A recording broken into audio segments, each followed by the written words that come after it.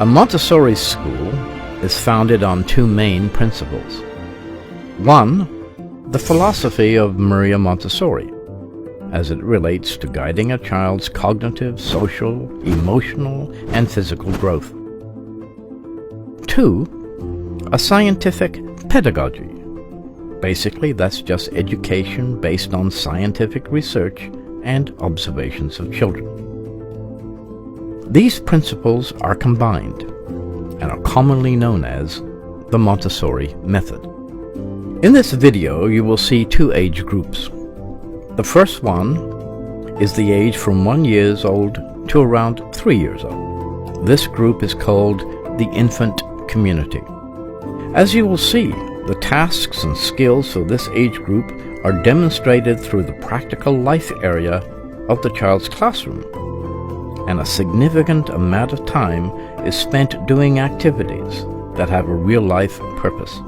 Such tasks and skills are repeated daily by the children, so that over the first 6 months to a year of schooling, the children are mastering these important foundations of life skills.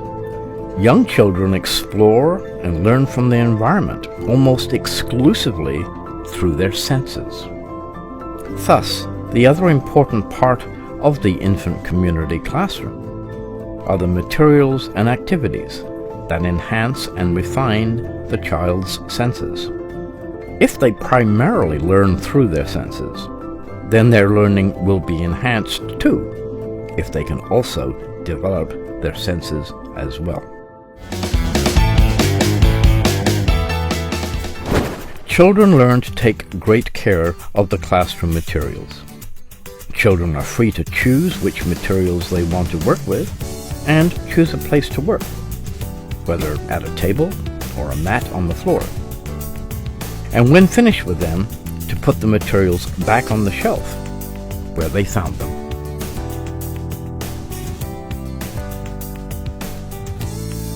Respect of nature and all living things is part of the Montessori philosophy. Developing the whole child, not just the academic part, is important. Feeding the classroom pets is an example of showing compassion and responsibility. Children learn that they are part of the classroom community and that cooperation and helping one another is a natural social function. The child does this naturally, without prompting or direction, and it is a characteristic of a Montessori classroom, as is the freedom to work alone and without interference. Taking care of the classroom plants is another way of bringing the wonderful world of nature into the classroom. Children do not find this kind of activity a chore. They concentrate on it and find it enjoyable. As Maria Montessori points out, a child who is concentrating is a happy child. So, why would a child choose to polish the floor? Well, because he has the freedom to choose whatever he wants to do. So, the natural state of the child is to explore, discover, and then repeat the activity whenever he feels like it. He does not view these kind of activities as we do. This is purposeful work, and thus it interests him. If it did not interest the child, he simply would not choose to do it.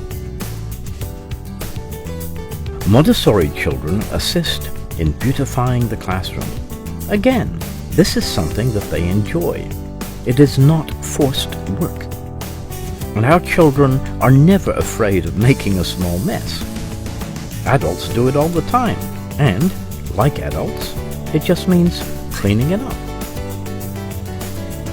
The young child shows a need for structure and order, and this is demonstrated in the choreography of daily routines, such as the careful setting of the table. The child is showing the precision and focus that tells us she has mastered an activity that has real purpose. This skill, along with others that she will learn, when repeated and reinforced by herself, will last a lifetime. Another important Montessori principle is to never do for a child what the child is capable of doing for itself. Why would we want to intervene and peel the tangerine for the child? Why would we want to clean up for her? Why would we want to deny these children the opportunity of discovering for themselves what they are capable of doing? This is how children build self-confidence, through the realization of accomplishment. A Montessori tradition is to have fresh flowers every day to decorate our tables. The young children like being able to cut, arrange, and place the flower vases around the classroom.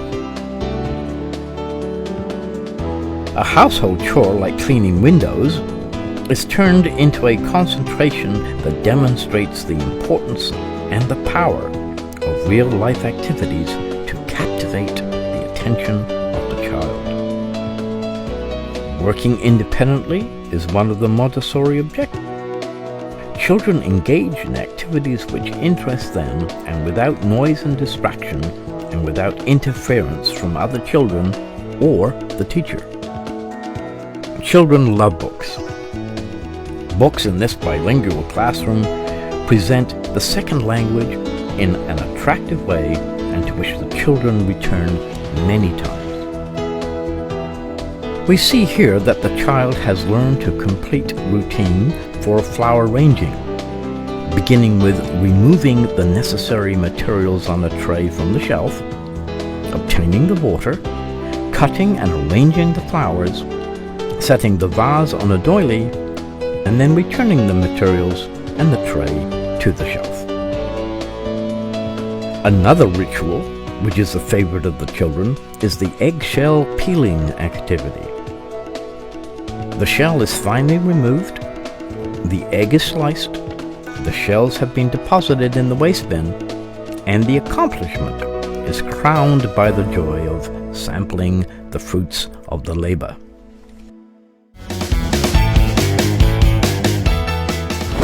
The 3 to 6-year-old class is called primary. Students who have graduated from the infant community can now expect to have their learning environment greatly expanded to include subjects like math, language, science, geography, and lots of time to refine the visual, auditory, tactile, gustatory, and olfactory senses with a much larger selection of sensorial materials. This period is marked by independent work and intense concentration. As Dr. Miriam Montessori said, the child who concentrates is extremely happy. Concrete representations of mathematic materials lay the groundwork for symbols and later abstraction. The use of the beads and the color help the child understand the concepts of quantity through both the visual and tactile senses. The routines learned previously about respecting the materials is demonstrated by the care the child takes in selecting materials and finding an independent workplace. This is because Montessori materials are not toys, but purposeful learning objects that are designed to engage the child's interest first and then produce the focus needed to complete the exercise. The Montessori materials have been designed to be self-correcting, meaning the child is capable of discovering an error and correcting it herself, without the interference of the teacher, which would disrupt the focus of the child, and also prevent the child from learning for herself. In this instance, the materials have exactly the correct amount of spindles to complete the exercise. So, if the child discovers she has not enough spindles to complete the section for 10, or has spindles left over, the child will realize that something is not correct and will proceed to do the exercise again and again. until she has successfully mastered it. The child's interest is initially sparked by the creative way in which concepts are being introduced. The trinomial cube here is not intended to impart higher mathematical concepts yet. The purpose is to help the child to find patterns and spatial relationships in this concrete representation of the trinomial formula, which is a plus b plus c cubed, which will be introduced in algebra later in the elementary class. Montessori has devised very interesting ways in which to introduce academic subjects such as geography to the child. The concentration here demonstrates the appeal of the materials as the child attempts to reconstruct the puzzle map of the United States, and will eventually go on to learn the names of all the states. Again, the combination of the visual and the tactile is used to create neural pathways in the child's brain and enhance the cognitive development of the child so that the child will be able to remember and recall all of this new information. In the 3 to 6 classroom, we see a continuation and refinement of practical life skills. The precise way in which the child has learned to work with materials is not robotic, but structured and organized. This is very important for the young child to be able to succeed at a skill and accomplish something that leads to heightened self-worth and self-confidence. In a Montessori classroom, great care is taken to ensure that children are given the tools to succeed. In short, a true Montessori classroom never lets a child fail. In this clip, the steps have been carried out to perfection to produce the desired result.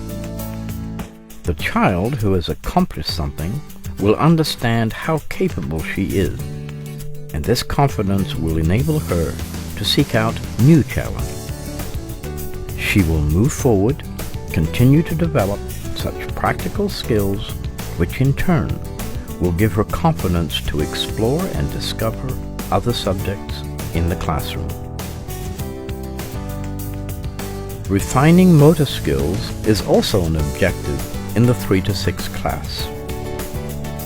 Practicing a difficult eye-hand coordination exercise is challenging, but immensely rewarding for a child, as one can see from the concentration.